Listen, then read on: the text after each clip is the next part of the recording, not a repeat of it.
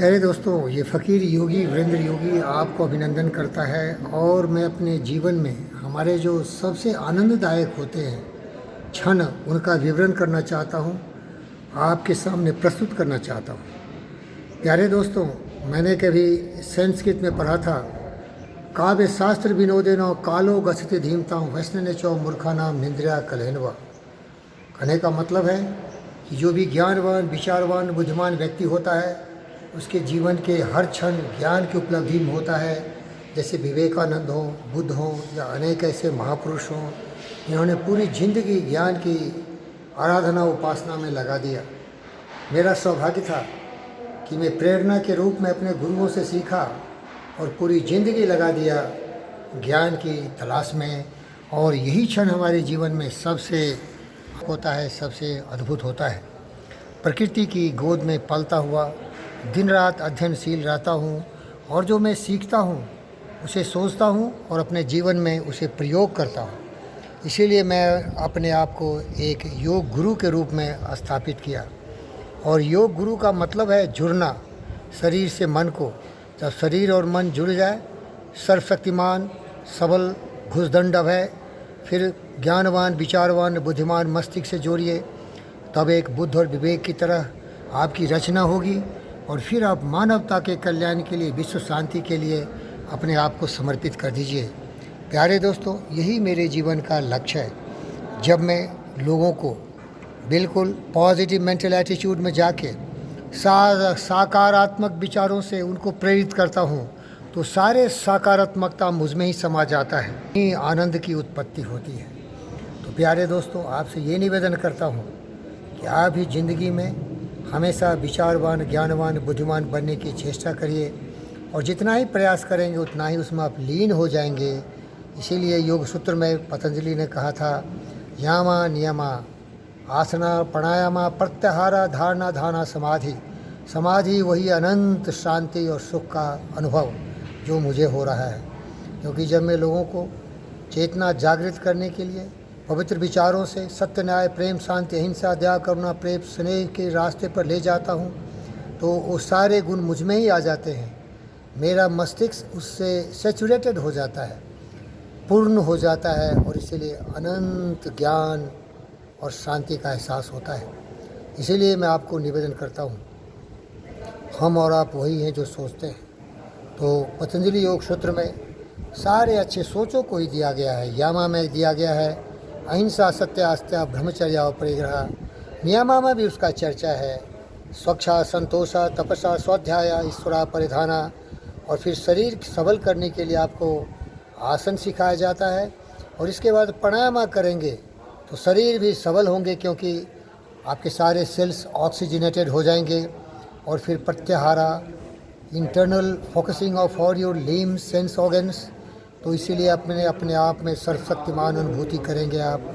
और इसके बाद धारण करिए इन विचारों को, अपने मस्तिष्क में धारण करिए और उसको ध्यान लगाइए। इसीलिए इसको धारणा और ध्यान कहते हैं। ये दो चरण में होता है। धारण करने का मतलब, उदाहरण के लिए अगर मैं यामा का अध्ययन कर रहा हूँ तो पहला जो है अहिंसा, उसको धारण करिए मस्तिष्क में। Meditation of non violence, meditation of truth, meditation of non stealing, meditation of celibacy and meditation of non possessiveness. इसे महान ब्रह्मज्ञानी भगवान बुद्ध ने कहा था, meditation of love, meditation of pity, meditation of serenity, meditation of impurity and meditation of joy. कहने का मतलब है इन विचारों को मस्तिष्क में धारण करिए और फिर ध्यान लगाइए और फिर आप ज्ञानी हो जाएंगे, जिस रास्ते में चल रहा हूँ। तो सारांश यही है कि मेरे जीवन में सबसे सुखद क्षण है जबकि मैं ज्ञान की सरिता में स्नान करता हूँ, अपने मस्तिष्क से सारे कुविचारों को त्याग देता हूँ और केवल हमारे मस्तिष्क में होता है सत्य, न्याय, प्रेम, शांति, अहिंसा, करुणा, दया और प्रवाह। विश्व शांति इसी से आएगी जब हमारे विचार शांत होंगे, यामा नियमा का पालन होगा, धारणा ध्यान से समाधि की तरफ जाएंगे तो विश्व शांति हो सकता है। इसके लिए आवश्यक है प्रशिक्षण की, शिक्षण की। और इसीलिए मैं हजारों हजारों की संख्या में जो उत्सुक हैं, जागरूक हैं, जीवन में कुछ करना चाहते हैं, उनको प्रेरणा के स्रोत में अपनी सेवा प्रदान करता हूँ। और इस सिलसिले में मैं आभारी हूँ मानव रत्न परम गुरुदेव डॉक्टर जीवी कृष्णा रेड्डी साहब का, जिन्होंने मुझे अवसर दिया है। यहाँ हजारों की संख्या में जीवी के हमारे में विद्यार्थी आते हैं। हिंदुस्तान के जितने भी राज्य हैं, लगभग सारे राज्यों से और यूनियन टेरिटरी के बच्चे आते हैं। उनको मैं ज्ञान की सरिता में स्नान कराता हूँ। एक पशु से एक महान व्यक्ति के रूप में उनको विकसित करता हूँ, क्योंकि विकसित मनुष्य तब होता है जब उसकी बुद्धि प्रखर होती है। और उनको सिखाता हूँ असदो माँ सदगम्यो, तमसो माँ ज्योति गम्यो, मृत्यु माँ मृत्युम गम्यो। धन्यवाद। आपको किस चीज़ में आनंद आता है? हमारे एक महान देशभक्त रतन टाटा जी हैं। उनसे लोग पूछते हैं कि व्हाट एक्साइट्स यू मैक्सिमम,